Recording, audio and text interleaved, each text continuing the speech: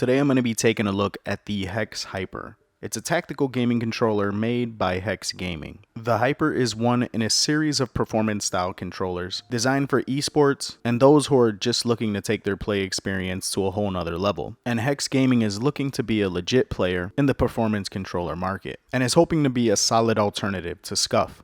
But how well does the Hex Hyper actually perform? Let's find out. For starters, I must say I'm really not one for packaging. I normally like to just tear into the products that I review, but I have to note that Hex Gaming really does a good job with their packaging. Opening up the box, the controller comes with this convenient carrying case that houses the controller as well as all of the controller's attachments. And once inside the carrying case, my goodness, this is one good looking controller. I'm not sure if my camera does it justice or not, but this particular art style on the controller looks absolutely amazing. This particular one that I picked is the Orange Universal Chameleon, but it comes in a variety of different colors. One thing I got spoiled by is using a Control Freak attachment on my PS4 controller. Something about the extra leverage that it provides really helps with hand fatigue, and it's nice to know with the different length attachments, I can replicate this same configuration with my Hyper. And did I mention that I really like the paint job on this controller? Damn, it looks good. Taking a closer look at the controller itself, it has your pretty basic PlayStation 4 setup. You got 4 face buttons, 2 analog sticks,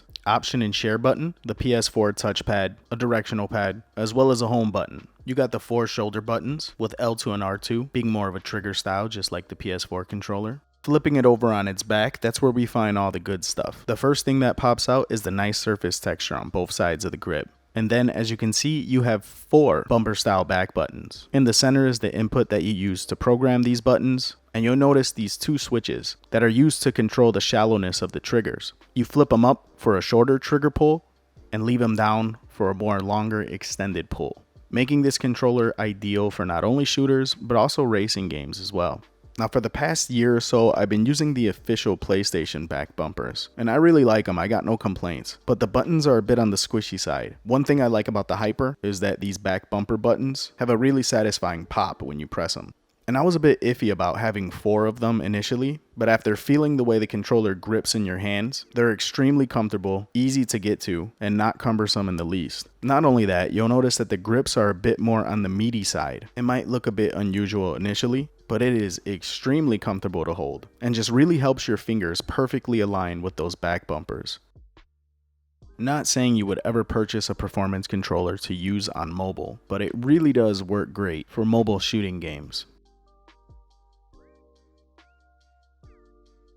It's compatible with a Windows PC as well, and makes for a great laptop or desktop companion. Because it's a controller that was designed primarily for shooting games, I was kind of expecting the D-pad and the face buttons to be of poor quality, but that wasn't the case. The buttons are actually of a solid build, and the D-pad was phenomenal. I don't see myself ever using this controller for a fighting game, but if I had to, I think it would work just fine. Now for the Hyper's primary function, which is to be used on console, I have to say, for the past year and some change, I've been using a standard PlayStation 4 controller, with some attachments of course, and the controller has worked fine, but I had no idea what I was missing out on by not using a performance controller. This thing was just so comfortable to hold, and the back bumper buttons were so easy to get to. I felt like I was just zooming around the map. One thing that did take a little bit getting used to was this controller's analog sticks. The official PS4 controller's analog sticks have a bit more pull to them, whereas this controller's analog sticks were a bit more on the snappy side. Definitely not a negative.